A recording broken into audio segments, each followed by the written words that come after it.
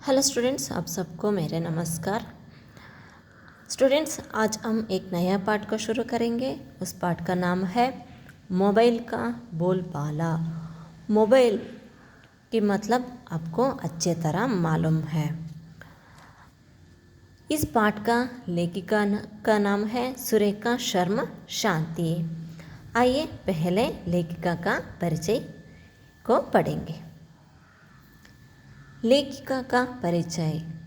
सुरेखा शर्मा शांति जी का जन्म 11 अगस्त 1956 को सफ़ीदो हरियाणा में हुआ। इनकी हिंदी में MA B.Ed की शिक्षा हुई है। ये हरियाणा प्रादेशिक हिंदी साहित्य सम्मेलन की संयुक्त मंत्री और अखिल भारतीय साहित्य परिषद की सदस्य रही है। इनकी प्रयुक्त रचना ये है रिश्ते का एहसास, बाल कविता संग्रह, नन्ही कोपल, बाल एकांकी संग्रह आदि।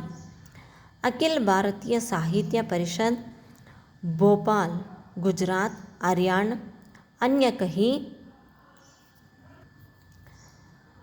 कई संसदों से वे पुरस्कार प्राप्त कर चुकी है।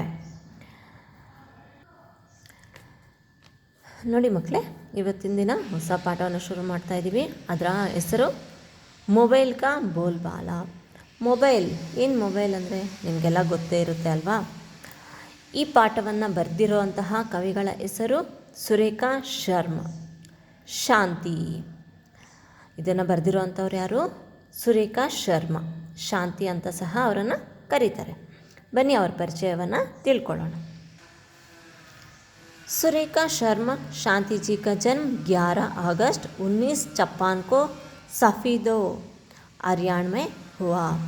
ನೋಡಿ, ಸುರೇಖಾ ಶರ್ಮಾ ಅನ್ನೋ ಲೇಖಕಿ ಅವರನ್ನು ಶಾಂತಿ ಅಂತ ಸಹ ಕರೀತಾರೆ. ಸುರೇಖಾ ಶರ್ಮಾ ಅವರನ್ನು. ಜಿ ಕ ಜನ್ಮ, ಅವರ ಜನನ 11 ಆಗಸ್ಟ್ 11 ಆಗಸ್ಟ್ ಅಂದರೆ 11 1956 ಆಯಿತು. ಎಲ್ಲಿ? ಸಫೀದೋ ಅನ್ನೋಂಥ ಜಿಲ್ಲೆಯಲ್ಲಿ. ಅಂದರೆ ಸ್ಟೇಟ್ ಯಾವುದು? ಹರಿಯಾಣ ಮೇ ಹುವಾ. ಸಫೀದೋ ಅನ್ನೋಂಥ ಊರು ಹರಿಯಾಣ ಸ್ಟೇಟಲ್ಲಿ ಇವರ ಜನನವಾಯಿತು. ಇನ್ಕಿ ಹಿಂದಿ ಮೇ MA B.Ed की ಶಿಕ್ಷಾ ಹುಯಿ ಹೈ.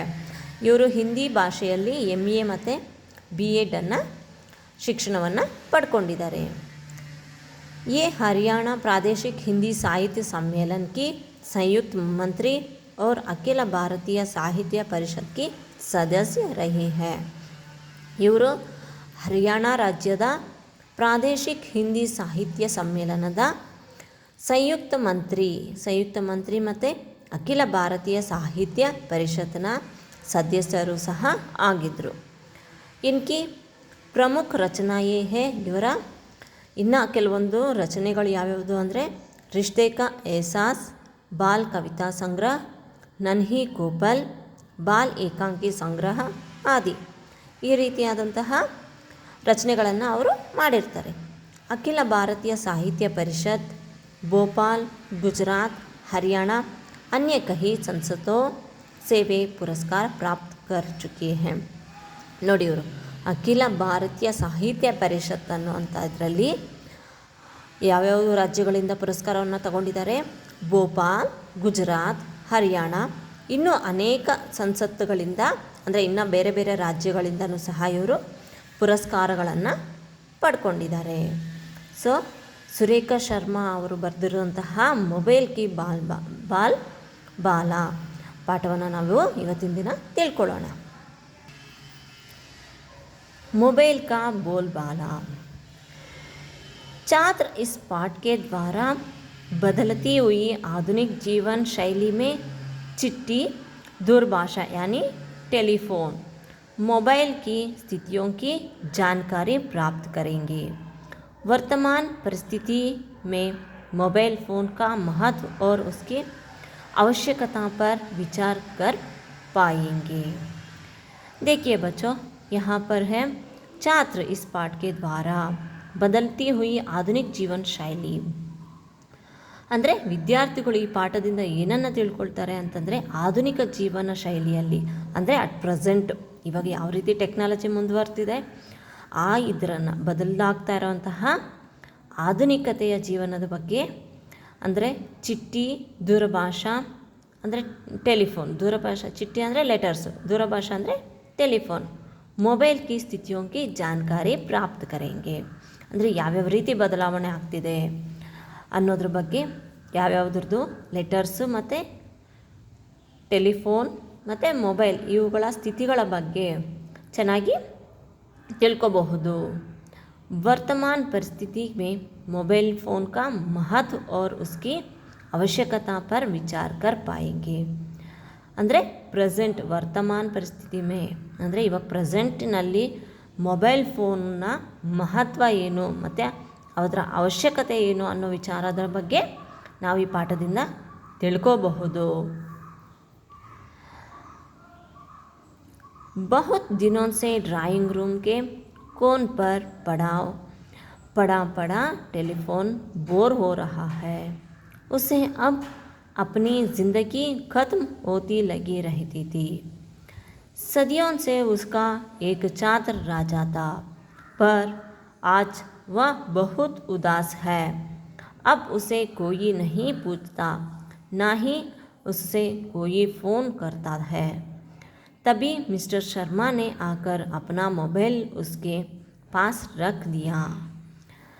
देखिए इस पाठ में है एक टेलीफोन मोबाइल का संवाद. टेलीफोन की स्थिति कैसे हुआ है आज की वर्तमान में, वो क्या सोच रहा है, इसके बारे में इस पाठ में दिए गया है. ಅಂದರೆ ನೋಡಿ, ಟೆಲಿಫೋನ್ ಅನ್ನೋದು ನೀವೆಲ್ಲ ನೋಡಿರ್ತೀರ. ಹಳೆ ಸ್ವಲ್ಪ ಹಿಂದಿನ ದಿನಗಳಲ್ಲಿ ಟೆಲಿಫೋನು ಇತ್ತು, ಎಲ್ಲ ಪ್ರತಿಯೊಂದು ಮನೆಯಲ್ಲೂ ಇತ್ತು ಮೊಬೈಲ್ ಬರೋದಕ್ಕೆ ಮುಂಚೆ. ಸೊ ಇವಾಗ ಏನಾಗಿದೆ, ಟೆಲಿಫೋನು ಮೂಲೆ ಗುಂಪಾಗಿದೆ, ಅದು ಏನಕ್ಕೂ ಪ್ರಯೋಜನಕ್ಕೆ ಬರದೇ ಇರೋ ರೀತಿ ಆಗಿದೆ ಅಲ್ವಾ. ಸೊ ನೋಡಿ, ಆ ಟೆಲಿಫೋನು ಮತ್ತು ಮೊಬೈಲ್ ನಡುವೆ ನಡೆಯುವಂತಹ ಸಂವಾದನೇ ಈ ಪಾಠ, ಗೊತ್ತಾಯ್ತಲ್ವಾ. बहुत दिनों से ड्राइंग रूम के कोन पर पड़ा टेलीफोन बोर हो रही है. ತುಂಬ ದಿನಗಳಿಂದ ಡ್ರಾಯಿಂಗ್ ರೂಮ್ ಅಂದರೆ ಹಾಲು, ಜನರೆಲ್ಲ ಕೂತ್ಕೊಳ್ತಾರಲ್ವ ಮನೆ ಸದಸ್ಯರು, ಹಾಲಲ್ಲಿ ಯಾವುದೋ ಒಂದು ಮೂಲೆಯಲ್ಲಿ ಏನಿದೆ, ಈ ಟೆಲಿಫೋನ್ ಇದೆ. ಎಲ್ಲಿ ಯಾವುದೋ ಒಂದು ಮೂಲೆಯಲ್ಲಿ ಹಾಕ್ಬಿಟ್ಟಿದ್ದಾರೆ ಆ ಟೆಲಿಫೋನನ್ನು. ಟೆಲಿಫೋನ್ ಬೋರ್ ಓ ರಹಾ ಹೈ, ಅದಕ್ಕೆ ಮೂಲೆಯಲ್ಲಿ ಕೂತು ತುಂಬಾ ಬೇಸರವಾಗ್ತಿದೆ. ಯಾವುದಕ್ಕೆ? ಟೆಲಿಫೋನ್ಗೆ. ಉಸೆ ಅಬ್ ಅಪ್ನಿ ಜಿಂದಗಿ ಖತಮ್ ಹೋತಿ ಲಗಿ ರಹಿ ಥಿ. ಅದಕ್ಕೇನು ಅನ್ನಿಸ್ತಿದೆ, ಇನ್ನು ನನ್ನ ಜೀವನ ಆಗೋಯ್ತು, ನನ್ನ ಜೀವನ ಖತಮ್ ಕೊನೆ ಆಗ್ತಾ ಇದೆ ಅಂತ ಅದಕ್ಕೆ ಅನ್ನಿಸ್ತು. ಯಾವುದಕ್ಕೆ? ಟೆಲಿಫೋನ್ಗೆ. ಸದಿಯೋನ್ ಸೆ ಉಸ್ಕಾ ಏಕ ಛಾತ್ರ ರಾಜ ತಾ, ಅಂದರೆ ಕೆಲವೊಂದು ಶತಮಾನಗಳೇ, ಸದಿಯೋ ಅಂದರೆ ಶತಮಾನ, ತುಂಬ ಶತಮಾನಗಳಿಂದ ಅದು ಏಕಛಾತ್ರ ರಾಜ ತಾ, ಅದೊಂದೇ ಏಕಮಾತ್ರ ಅಂತಾರೆ. ಏಕಛಾತ್ರ ಅಂದರೆ ಏಕಮಾತ್ರ ರಾಜ ತಾ. ಪರ್ ಆಜ್ ವ ಬಹುತ್ ಉದಾಸ್ ಹೈ. ಆದರೆ ಈಗ ಏನಾಗಿದೆ, ಅದು ತುಂಬಾ ಬೇಸರವಾಗಿದೆ, ನಿರಾಶಾಯಿತವಾಗಿದೆ. ಅಬ್ ಉಸೆ ಕೋಯಿ ನಹಿ ಪೂಚ್ತಾ, ಈಗ ಅದನ್ನು ಯಾರೂ ಸಹ ಕೇಳೋದಿಲ್ಲ. ನಾ ಹಿ ಉಸ್ಸೆ ಕೋಯಿ ಫೋನ್ ಕರ್ತಾ ಹೈ, ಯಾರೂ ಸಹ ಅದಕ್ಕೆ ಫೋನನ್ನು ಸಹ ಮಾಡೋದಿಲ್ಲ. ಯಾರಿಗೆ? ಟೆಲಿಫೋನ್ಗೆ. ತಬಿ ಮಿಸ್ಟರ್ ಶರ್ಮಾನೆ ಆಕರ್ ಅಪ್ನಾ ಮೊಬೈಲ್ ಉಸ್ಕೆ ಪಾಸ್ ರಖ್ ದಿಯಾ. ಆ ಸಮಯಕ್ಕೆ ಸರಿಯಾಗಿ ಏನು ಮಾಡ್ತಾರೆ, ಮಿಸ್ಟರ್ ಶರ್ಮಾ ಅನ್ನೋ ಒಬ್ಬ ವ್ಯಕ್ತಿ ಆ ಮೊಬೈಲನ್ನು ತಗೊಂಡು ಬಂದು ಅದರ ಪಕ್ಕದಲ್ಲಿ ಇಡ್ತಾರೆ. ಟೆಲಿಫೋನ್ ಪಕ್ಕದಲ್ಲೇ ಮೊಬೈಲ್ ಫೋನನ್ನು ಸಹ ಇಡ್ತಾರೆ. ಮುಂದೆ ಟೆಲಿಫೋನ್ ಮತ್ತು ಮೊಬೈಲ್ ಏನು ಮಾತಾಡ್ಕೊಳ್ಳುತ್ತೆ ಅನ್ನೋದನ್ನು ನಾವು ಮುಂದಿನ ಕ್ಲಾಸಲ್ಲಿ ತಿಳ್ಕೊಳ್ಳೋಣ.